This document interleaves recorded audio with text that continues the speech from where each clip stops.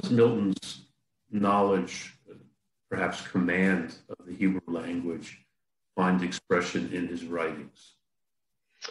Yeah, so that's interesting. I mean, I mentioned earlier, so I suggest in the book, we don't actually have very firm evidence for this, but he writes an early Latin poem to his father. It's a very lovely poem called Ad Patrem, to my father, in which he thanks his father for, his father was a scrivener and also a moneylender, and he made a lot of money, as I mentioned earlier, that provided Milton with the means to buy all these books and have this leisure time to read.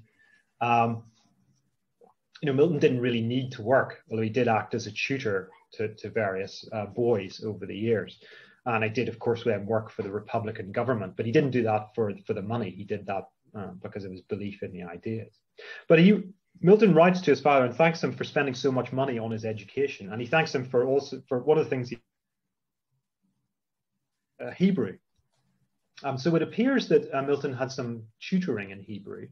And then when he went to St. Paul's school, the boys studied Hebrew in the final year of school. It was considered the hardest kind of language of, they would start with Latin, progress on to Greek, and then they do a smattering of Hebrew in the final year at school. It's an astonishing program when you compare it to kind of contemporary education at that age. You're talking about, Milton went to university at 16, so he was already very fluent in Latin and Greek and with some Hebrew by the time he went to university. And the main way that his interest in Hebrew seems to manifest itself is in translations of the Psalms. Now, there are two translations of Psalms when he was the age of 15 that I mentioned earlier. They may be done from Latin. The translation may be done from Latin rather than Hebrew. But in 1648, he does a series of Psalm translations. I think Psalm 80 to Psalm 89, he translates, and he says he's very careful to point out that he's done this from the original Hebrew. So he doesn't write in Hebrew, but he does. It appears that he has a sufficient knowledge to translate directly from the language. And there's been a lot of discussion, and there's been a lot of discussion as to what extent Milton himself sort of reads rabbinical commentaries on the Hebrew Bible. There's been some very interesting argument in recent years. There's a historian at Harvard called Eric Nelson, who's written a book arguing that rabbinical commentaries on the Hebrew Bible played a much greater role in Republican ideas in the 1640s and 1650s than we realized. And he includes Milton in that and thinks that Milton learned about the idea that the search for monarchy was itself, or kind of the desire to install a monarchy in the Hebrew Bible is seen as one of the kind of the great sins and corruptions of the Hebrew people in those books, and that the argument is that a republic is in itself an inherently better political structure than a monarchy, and that you can learn that from the Hebrew Bible. So that's very interesting, and I think there's a lot to that, although it's very hard to pinpoint where Milton might have actually picked that up. It appears that when he read rabbinical commentaries, they tended to be in Latin rather than Hebrew. But that's maybe not surprising. Most humanist scholars would approach this material through Latin. He was friendly with a figure who was probably the most consummate Hebraic scholar in England in the 17th century, called John Selden.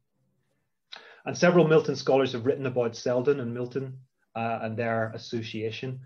Selden was a terrifically learned figure, more learned than Milton even. And his command of Hebrew and of Hebraic materials was kind of unparalleled in England at that time. And one of the things that Selden's interested in is Jewish marriage law. And Milton in 1643 publishes a very controversial prose work in favor of divorce. As people always point out, Milton's own wife had left him after only a few weeks of marriage in 1642. And so there was a personal, again, context for him, for his interest in divorce. But Milton was also interested in going back to Jewish marriage law and thinking about arguments there for divorce and arguing against the current position in Christian doctrine, and the one that was in place in England in the 17th century, where the divorce was only really allowed on the grounds of adultery or non-consummation. And Milton went back. It appears, it's unclear about how direct his encounter was with Jewish materials, but he certainly went back to Jewish ideas about divorce and argued that these had not been abrogated by the Christian doctrine of the New Testament, but could still be argued to be enforced. And Selden then wrote a work called Uxor Hebraica, in which he developed much more kind of intellectual and a much more kind of intellectual basis based in the Hebraic materials, in which he also explored Jewish ideas about marriage law. So, Milton's fascinated all his life by Hebrew and the Hebraic, and one of his great late works is called Samson Agonistes, which is a drama about the biblical figure of Samson, as the name suggests. And there he also is interested in exploring, I think, the ethics of Hebraism and how they differ from those of Christianity and how they might be compared. So I think Hebrew, certainly he knew some Hebrew. How consummate he was in Hebrew is open to question. But I think certainly he had a lifelong fascination with Hebraic materials and what they might tell him and might offer him that was different from Orthodox Protestant doctrine with which he grew up and with which most people around him were familiar.